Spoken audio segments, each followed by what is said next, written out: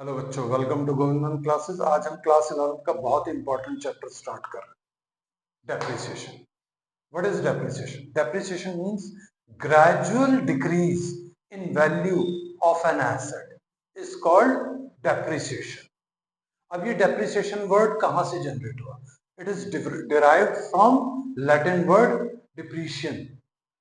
अब इसका मतलब क्या है? डिप्रीशियम, डी का मतलब होता है डिक्लाइन और प्रीशियम का मतलब होता है price. Depretium, decline in price of an asset, that is called depreciation. अब इस डेप्रिसिएशन के मेन कॉजेस क्या क्या है? मेन कॉजेस मैंने ऑलरेडी लिखे हुए हैं। बाय कांस्टेंट यूज, जब हम मशीन को रेगुलर यूज कर रहे हैं बिजनेस में, प्रोडक्शन हाउस में, तो उसके कारण भी एसेट की वैल्यू डिक्रीज होती है, क्योंकि उसमें वेयर एंड टेयर होता है और हम उसे रिपेयर कराते हैं। जब हम उसे यूज करेंगे तो डेफिनेटली उसकी वैल्यू डिक्रीज होनी है। अब सेकंड पॉइंट आता है बाय एक्सपायरी ऑफ टाइम। हर मोस्ट ऑफ द एसेट्स एक सर्टेन पीरियड के लिए होती है, 10 साल 15 साल, उसके बाद उसकी वैल्यू जीरो हो जाती है। लेकिन उस पर्टिकुलर पीरियड में भी उस एसेट की वैल्यू डिक्रीज होती है, चाहे आप उसे यूज करें या ना करें, वो उसकी वैल्यू डिक्रीज होनी ही होनी है, क्योंकि उसमें हवा लगना या बारिश कुछ भी हो सकता है जिसके कारण उसकी वैल्यू डिक्रीज होगी। फॉर एग्जाम्पल, अगर आप एक नई कार खरीदें और अपने घर के बाहर खड़ी कर दें, चलाएं ना, बारिश होगी, धूप लगेगी, उसके कलर में फेडनेस आ जाएगी और वो खुद ब खुद एक तरीके से खराब होना शुरू हो जाएगी। और चलाएंगे तो भी वो यूटिलाइजेशन में है, तो भी वो एक सर्टेन पीरियड तक के लिए है, उसके बाद हम उसे यूज नहीं कर सकते। अब आता है third point, by expiry of legal right. For example, हमने कोई माइन ली या कोई एसेट लिए एक ऑन लीज, लीज पे ले रहे हैं, 20 साल के लिए ली, 20 लाख रुपए पे, तो हर साल कितना डिक्रीज हो रहा है? हर साल 1 लाख रुपए रिड्यूस हो रहा है, चाहे आप उससे प्रोडक्शन करें या ना करें। 20 साल बाद तो हमें सरकार को लौटाना है, या जिनसे भी लिया हमने प्रॉपर्टी, वो एसेट, उनको हमें लौटाना ही पड़ेगा। That is called by expiry of legal right. अब फोर्थ पॉइंट आता है by obsolescence. What is obsolescence? Suppose आपने कोई एसेट लिया और यूज कर रहे हैं, लेकिन सडनली कोई नई टेक्नोलॉजी आ गई, उस नई टेक्नोलॉजी के कारण आपका प्रोडक्शन तो तेजी से हो जाए उस नई टेक्नोलॉजी के कारण, लेकिन जो एसेट है, जो पुराने मेथोडोलॉजी या टेक्निक्स पे चल रही थी, उनका यूज बंद हो जाएगा, तो हमारे को वो एसेट हमारे लिए बेकार है। अब हम उसे आगे से यूज नहीं कर सकते, क्योंकि नए टेक्निक के कारण प्रोडक्शन और तेजी से हो रहा है, तो वो भी एक बाय ऑब्सोलेंस, वो भी एक कारण हो सकता है डेप्रिसिएशन का। अब आता है बाय एक्सीडेंट। एक्सीडेंट, आप एसेट यूज कर रहे हैं, चलते चलते खराब हो गई या कुछ डैमेज हो गया, वो भी एक एक्सीडेंट में कंसिडर होता है, तो वो भी हमारे लिए वेयर एंड टेयर है। फिर उसे रिपेयर कराओ, उसकी कॉस्ट, उस एसेट की प्राइस डिक्रीज होनी शुरू हो जाएगी, that is called by accident.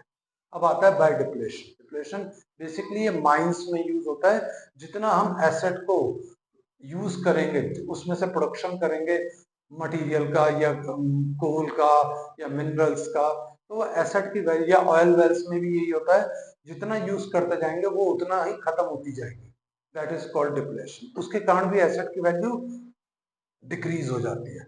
अब आता है seventh point, by permanent fall in market price. Suppose आप कोई यूज कर रहे हैं कोई एसेट और अब उसका यूज ही नहीं है और मार्केट में उस एसेट की वैल्यू जीरो हो रही है, तो वो भी एक कारण हो सकता है डेप्रिसिएशन का। आई होप ये वाला पार्ट क्लियर हो गया होगा। अब हम आगे समझेंगे मेथड्स ऑफ डेप्रिसिएशन। अब हम डेप्रिसिएशन के मेथड्स पे बात करेंगे। मेथड्स ऑफ चार्जिंग डेप्रिसिएशन, 8 तरीके से हम डेप्रिसिएशन लगाते हैं। पहला मेथड है स्ट्रेट लाइन मेथड, दूसरा है रिड्यूसिंग बैलेंस मेथड, तीसरा है एन्युटी मेथड, चौथा है डेप्रिसिएशन फंड मेथड, इसे हम सिंकिंग फंड मेथड भी कहते हैं, पांचवा इंश्योरेंस पॉलिसी मेथड, छठा है, सिक्स्थ है रीवैल्यूएशन मेथड, सेवंथ है डिप्लेशन मेथड और एट्थ है machine hour rate method. Class 11th में आपके पास सिर्फ ये 2 मेथड हैं, बाकी सारे मेथड आपको सीनियर क्लासेस में यूज होते हैं। तो अभी हम इन 2 मेथड्स पे डिस्कस करेंगे। इन थर्ड से लेके 8th तक के मेथड आपके सिलेबस में नहीं है, तो हमारा इस पर डिस्कशन करना भी सूटेबल नहीं है। अब चलिए हम स्टार्ट करेंगे इन दोनों मेथड्स को। पहला मेथड है straight line method. Straight line का दूसरा नाम फिक्स्ड इंस्टॉलमेंट मेथड भी होता है। एक और नाम है इक्वल इंस्टॉलमेंट मेथड, और तीसरा है ओरिजिनल कॉस्ट मेथड। ये तीन नाम से भी स्ट्रेट लाइन मेथड को हम बुलाते हैं। अब रिड्यूसिंग, ऐसे रिड्यूसिंग बैलेंस मेथड के भी नाम है डिमिनिशिंग बैलेंस मेथड,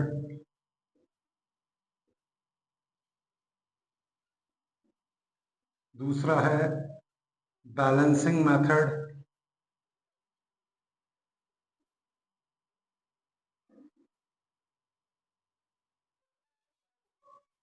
और तीसरा है रिटन डाउन वैल्यू मेथड। ये इनके तीन डिफरेंट नाम हैं, तो कभी भी ये नाम आए तो कंफ्यूज ना हो कौन सा मेथड है, कभी भी ना हो, याद रखिएगा इन मेथड्स के नाम, ये आपको बहुत काम आएंगे। अब सबसे पहले हम शुरू करते हैं reduce straight line method. Straight line method होता क्या है? स्ट्रेट लाइन मेथड में डेप्रिसिएशन फॉर एवर फिक्स रहता है। जो हमने ओरिजिनल कॉस्ट पे at the start of the year जो चार्ज करा है वही फॉर एवर चलता रहेगा, बस हर साल बैलेंस चेंज होता जाएगा। और जबकि रिड्यूसिंग बैलेंस मेथड में डेप्रिसिएशन के साथ साथ वैल्यू ऑफ एसेट भी चेंज होती जाएगी। जैसे जैसे एसेट डिक्रीज होगी वैसे वैसे डेप्रिसिएशन भी डिक्रीज होगा, क्योंकि यहाँ पर आप हर बार हर साल के बैलेंस पे डेप्रिसिएशन चार्ज करोगे। आई होप ये दोनों पार्ट आपको क्लियर होंगे। अब मैं इनके फॉर्मूला बता देता हूँ कि डेप्रिसिएशन कैसे कैलकुलेट करा जाता है। बच्चों सबसे पहले मैं स्ट्रेट लाइन के ऊपर एक्सप्लेनेशन दे रहा हूँ, how to calculate depreciation on straight line method. वहां पे दो केस होते हैं। Case one, when rate of depreciation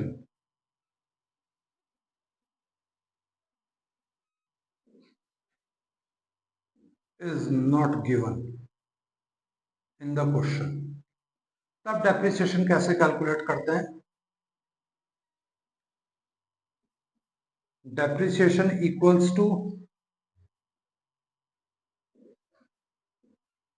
cost purchase price, cost का मतलब है purchase price, plus installation minus scrap value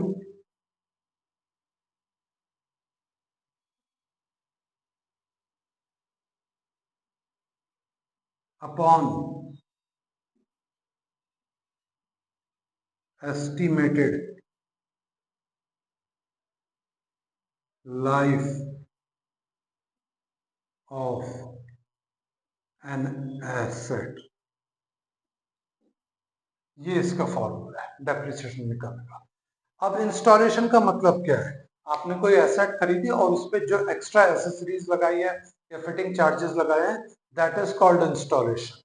और स्क्रैप वैल्यू जब आप पूरे तरीके से यूज कर लेंगे एंड ऑफ द ईयर, जैसे यहाँ पर लिखा होता मैंने बाय एक्सपायरी ऑफ टाइम, 10-15 साल जो भी उसकी टाइम पीरियड है उसके बाद उसकी वैल्यू जीरो हो जाएगी। जिस रेट पर आप उसको स्क्रैप करेंगे, स्क्रैप का मतलब कचरे के भाव बेच देना, तो वो कहलाती है स्क्रैप वैल्यू। स्क्रैप वैल्यू के भी डिफरेंट नेम है, मैं यहाँ पे लिख रहा हूं।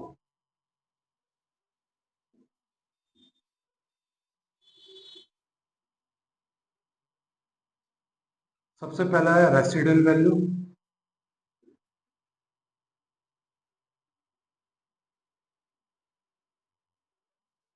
फिर है fetch value,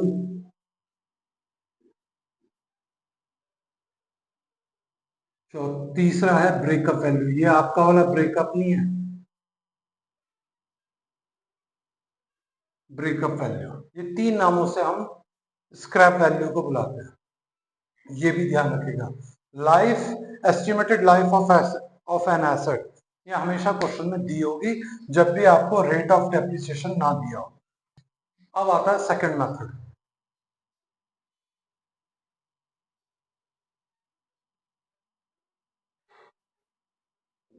case to,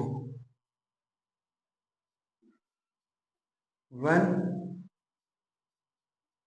rate of depreciation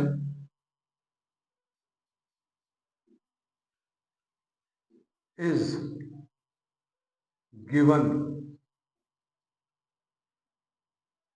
तब कैसे कैलकुलेट करेंगे? वही cost plus installation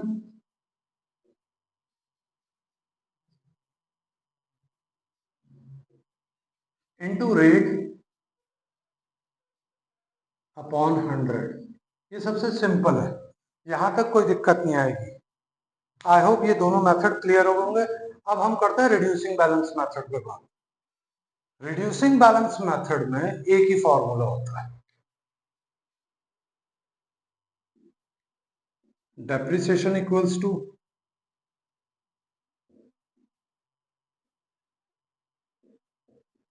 cost plus installation, जो हम